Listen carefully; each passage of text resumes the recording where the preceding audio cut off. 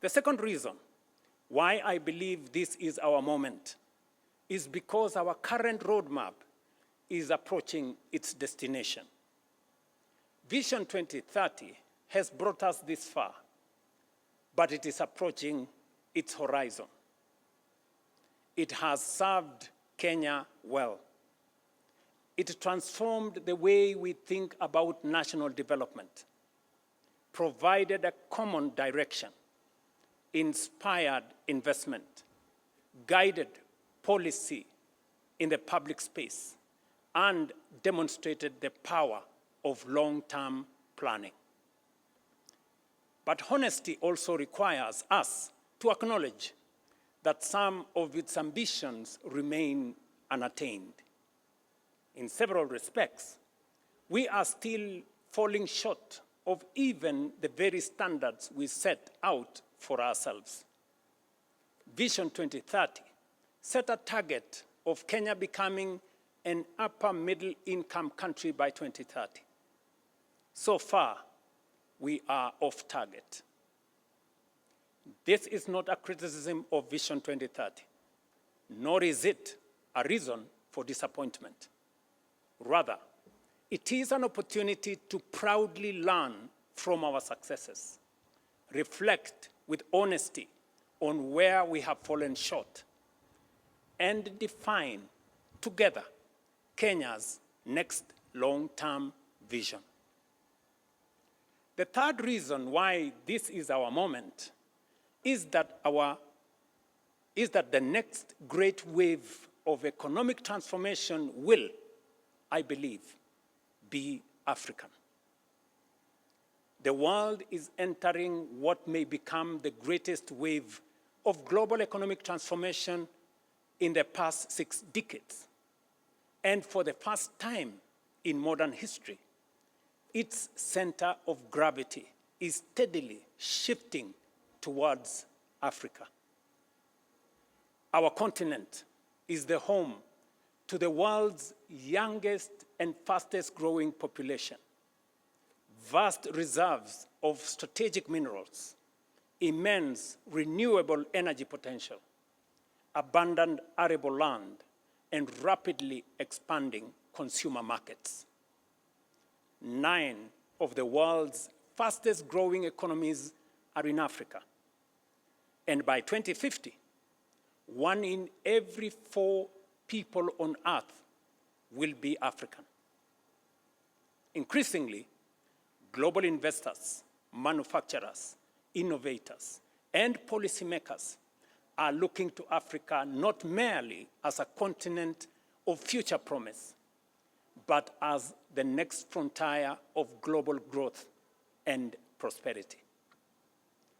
While we may not take full advantage of the previous 3 great waves of global transformation, we have a historic moment and a once-in-a-lifetime opportunity, not just to be part of, but to lead the next transformation. We have positioned Kenya as one of the nations that will define Africa's economic rise. Since our independence more than 6 decades ago, the world has witnessed 3 great waves of industrialization and economic transformation, and Kenya has stood at the threshold of each one of them. Each wave lifted hundreds of millions of people out of poverty, transformed low-income economies into high-income nations, and created new centers of high economic growth, manufacturing, innovation, and global prosperity. The first unfolded between the 1960s and 80s. It involved the East Asian tigers, including South Korea, Singapore, Taiwan, and Hong Kong, which transformed themselves into prosperous, high-income, industrialized economies. The second was in the late 1970s, China, together with Malaysia, Thailand, Indonesia, and Mauritius, embarked on bold economic reforms that lifted hundreds of millions of their citizens out of poverty and transformed their economies into globally competitive manufacturing and investment hubs. The third wave began in the early 90s. Vietnam, India, Bangladesh, and Cape Verde embraced reforms, expanded exports, attracted investments, and fundamentally changed the trajectory of their economies within one generation. Our country was present in all these major developments, but we did not take full advantage of them. In 1965, for example, Kenya and South Korea each had a GDP per capita of approximately 110 US dollars. Today, South Korea exceeds 36,000 US dollars compared to ours of 2,400 US dollars, a multiple of 15. In 1980, when China began its economic reforms, its GDP per capita stood at approximately 200 US dollars. Kenya's was then 450 US dollars. China overtook us, and today has a GDP per capita exceeding 14,000 US dollars, a multiple of 6 compared to ours. When Vietnam embarked on economic reforms in the early 90s, Vietnam's income per person was roughly half ours. Today, Vietnam's GDP per capita stands at approximately 5,000 US dollars, more than double ours. Bangladesh has followed a similar remarkable path. Even more sobering is the fact that we are now being challenged by countries much closer to home. Ghana's GDP per capita is about 3,200 US dollars, roughly 30% higher than ours. While Zimbabwe, after enduring decades of profound economic hardship, has recovered to a GDP per capita of about 3,000 US dollars, now slightly exceeding ours. The question we must ask ourselves candidly and honestly is why other nations have fulfilled so much of their potential while we have repeatedly fallen short. More importantly, what must we now do differently to ensure that the next chapter of Kenya's development story is fundamentally different from the last? This conversation is potent because the time has come to fulfill not only the political and governance promise of our Constitution, but also its equally compelling promise of development, national transformation, and shared prosperity. Fellow citizens, the Constitution envisages both a democratic and a wealthy and prosperous nation. Democracy allows us to organize power, protect liberties, and govern ourselves. Through our democratic institutions, our laws and policy reforms, we have steadily transformed that constitutional principle into a proudly democratic national culture. The next chapter of our national transformation journey is to operationalize the Constitution's Development Charter. The Constitution establishes our national development mandate. It requires us to build a wealthy, economically developed, and prosperous nation, and defines what government must ultimately achieve. A nation that is just, inclusive, and sustainable. A nation where every Kenyan, regardless of circumstance or place of birth, has a genuine opportunity to thrive. Taken together, the provisions of our Constitution reveal something profound. They affirm that the purpose of state power is not simply to administer the affairs of state, but to expand opportunity, promote human dignity, create wealth, and improve the lives of citizens. Development, therefore, is not simply a policy preference of those who govern. It is a constitutional imperative for the governed. While the Constitution's preamble commits us to build a nation founded on human rights, equality, freedom, democracy, social justice, and the rule of law, Article 10 of our Constitution speaks to patriotism, integrity, accountability, and sustainable development as among our highest national values.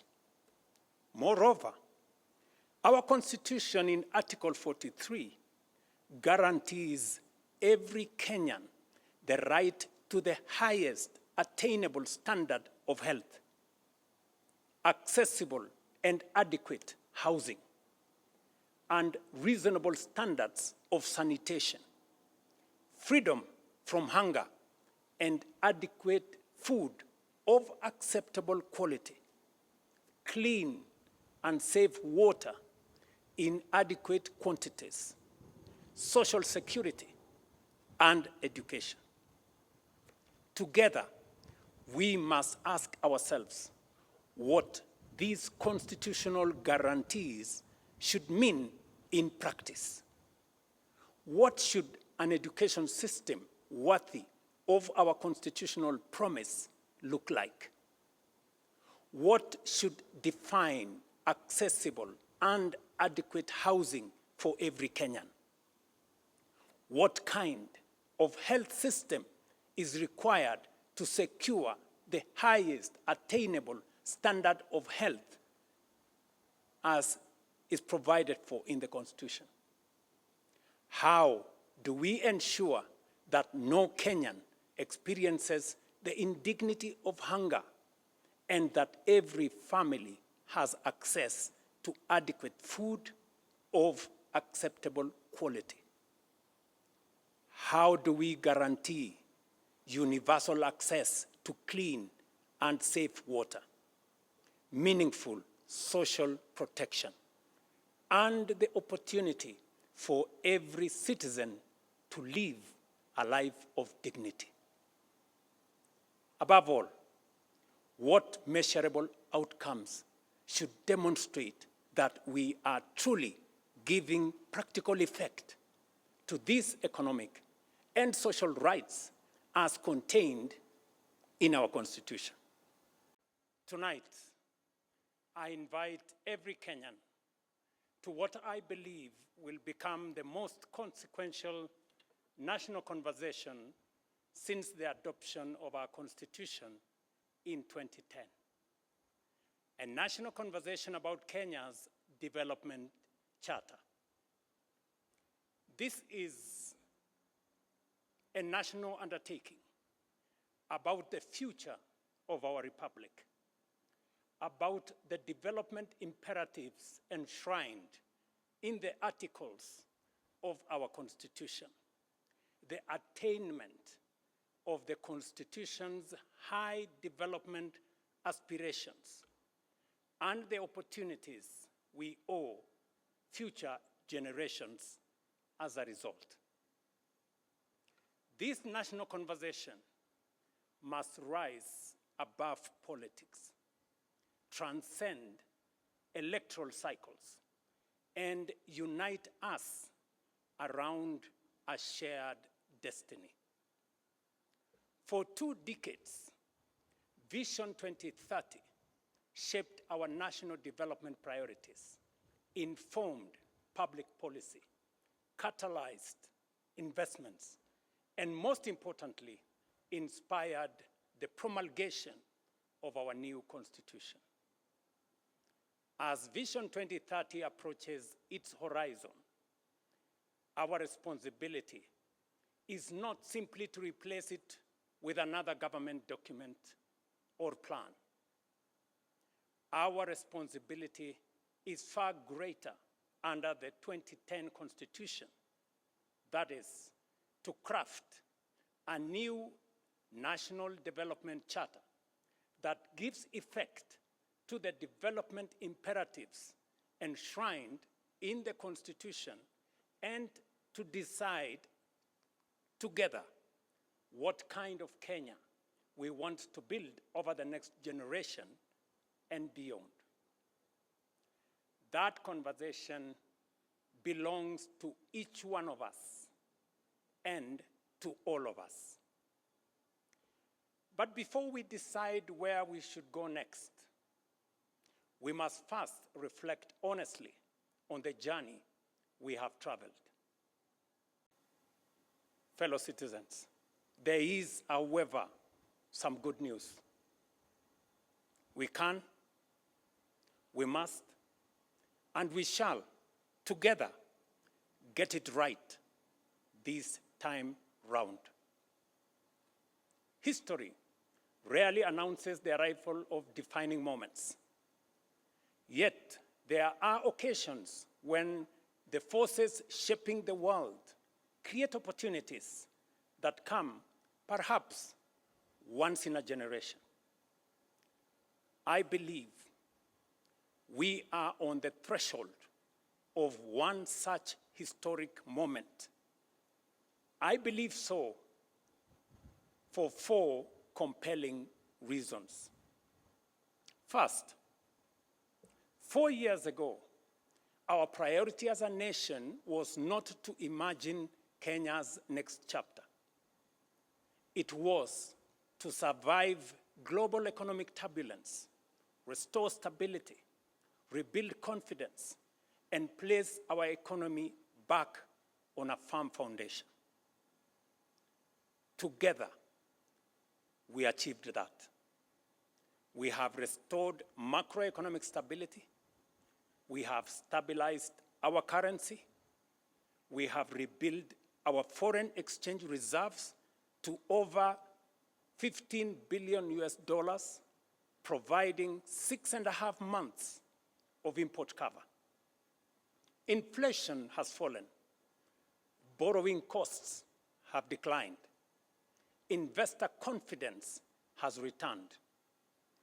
Last year, for example, Kenya attracted a record $3.2 billion in foreign direct investment, more than double the amount recorded in 2022.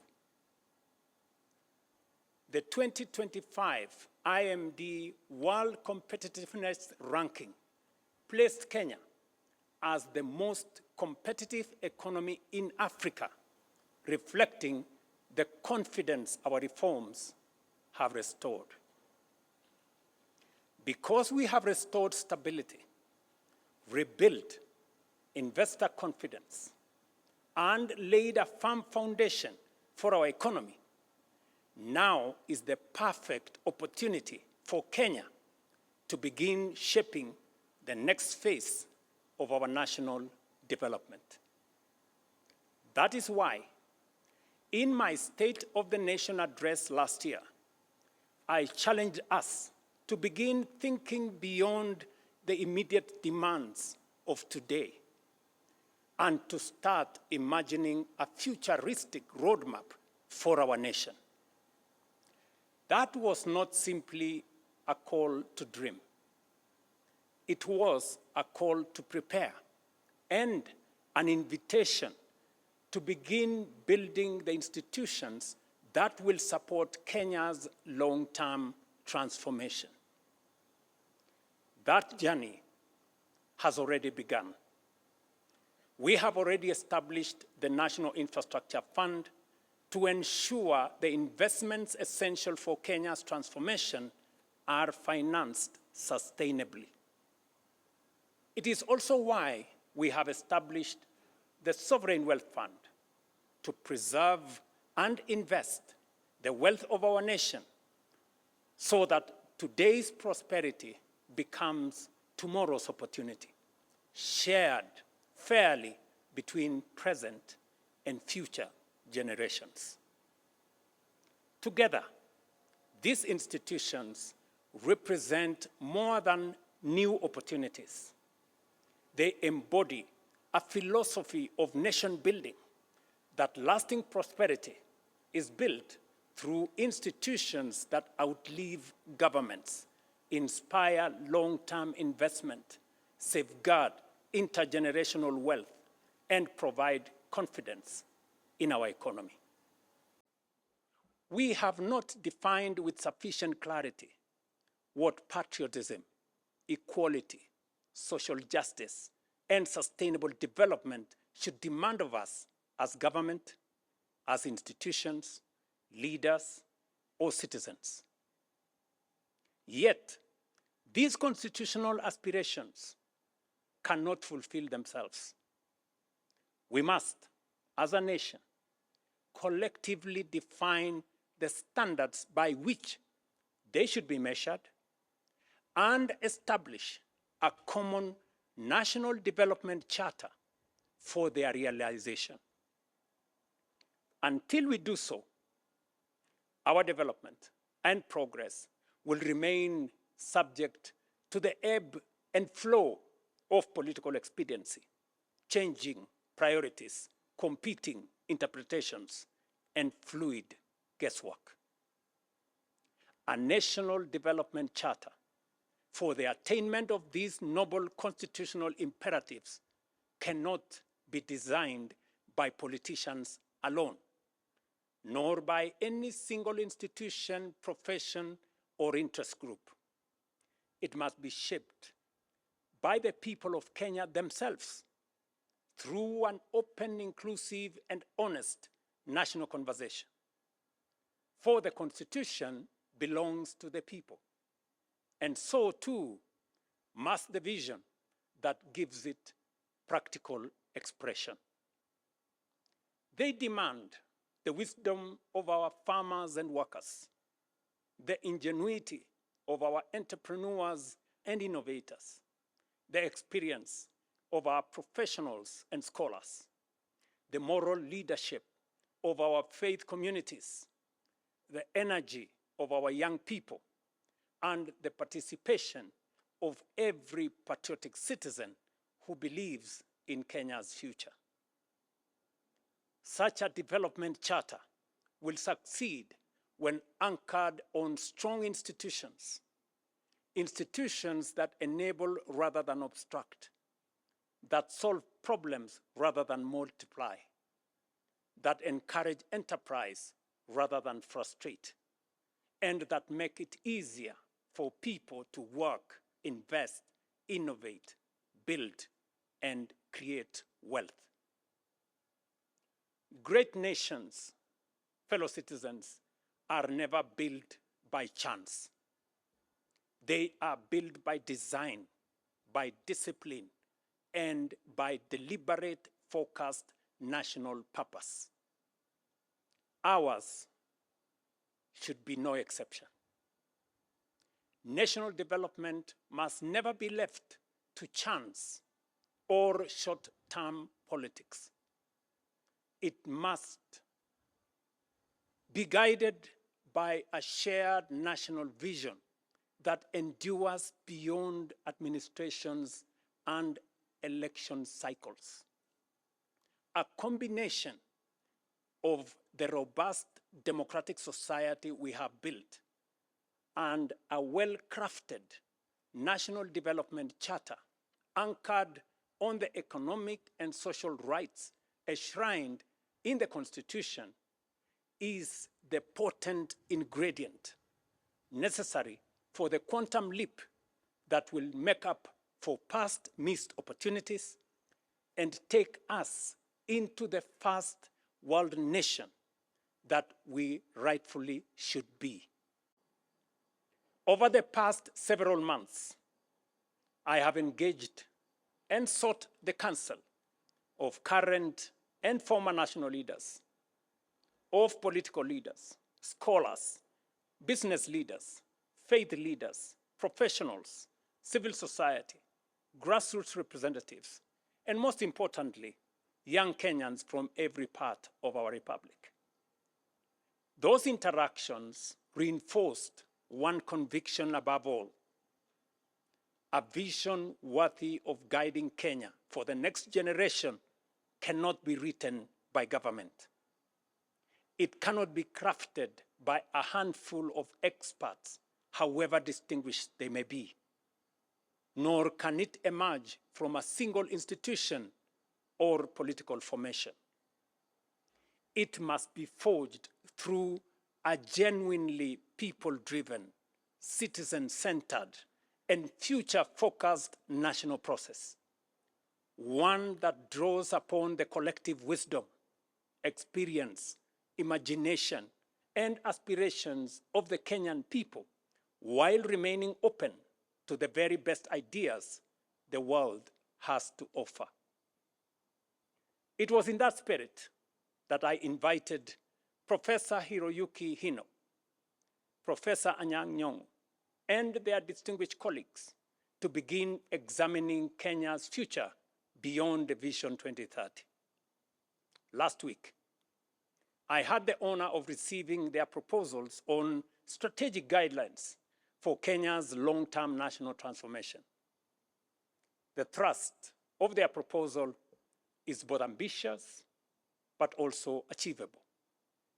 That Kenya can become a prosperous, high-income, industrialized, and globally competitive nation within one generation, provided we remain united in purpose, disciplined in execution, and unwavering in our commitment to long-term national transformation.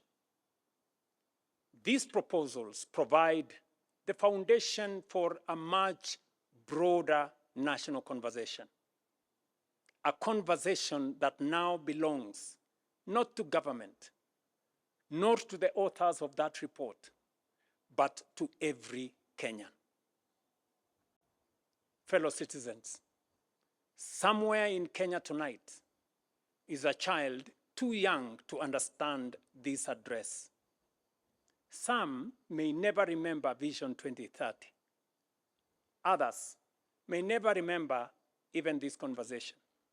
But they will live in the Kenya we choose to build. That is why this landmark national conversation is a once-in-a-lifetime opportunity. It is about all of us, and also the generations that will inherit the republic we will leave behind. Our Constitution places public participation at the very heart of governance.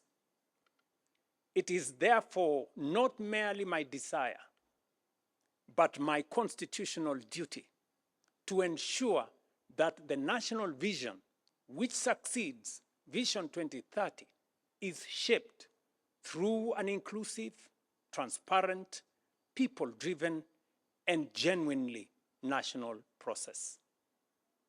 Accordingly, on Wednesday, the 12th of August, 2026, we shall formally launch a national conversation on Kenya's future beyond Vision 2030, the most consequential exercise in national reflection and public participation since the promulgation of our Constitution in 2010. we shall bring together every institution of our republic, every county and every generation, leaders from political parties, the private sector, workers' organizations, faith communities, universities, professional associations, innovators, civil society, our creative industry, and above all, our young people will be at the center. In 2010, we gave ourselves a constitution worthy of our dreams. The task of our generation is to build a nation worthy of that constitution. We have secured the foundations of our democracy. Let us now secure the foundations of our prosperity. When we achieve both, we will have fulfilled not only the letter and the spirit of our Constitution, but its highest purpose. Let us rise together, write that next chapter of our republic. God bless you all. God bless Kenya, and I thank you. This, ladies and gentlemen, is not a theoretical discourse. The decisions we make today will determine whether our Constitution becomes the greatest instrument of our national transformation in our history, or the greatest opportunity we missed. The defining task of our generation, therefore, is to forge a shared national development charter that translates constitutional aspirations into deliberate action, measurable progress, and lasting national transformation. This is how constitutional ideals become possibilities. This is how rights become opportunities. This is how aspirations become achievement. And this is how prosperity becomes lived reality. We must not merely state what our Constitution says. We must fulfill its highest purpose. Fellow citizens, this is the conversation I invite our nation to have. It is not a conversation about producing another government document. It is about forging a new national consensus on the country we intend to become and the standards by which we shall measure our progress. It is about translating constitutional ideals into measurable development outcomes, outcomes into better lives, and better lives into national transformation and shared prosperity. If the defining achievement of those who came before us was to give Kenya a constitution worthy of our aspirations, then the defining responsibility of our generation is to build a nation worthy of that constitution. Article 3 of our Constitution places a solemn obligation upon every Kenyan to respect, uphold, and defend the Constitution.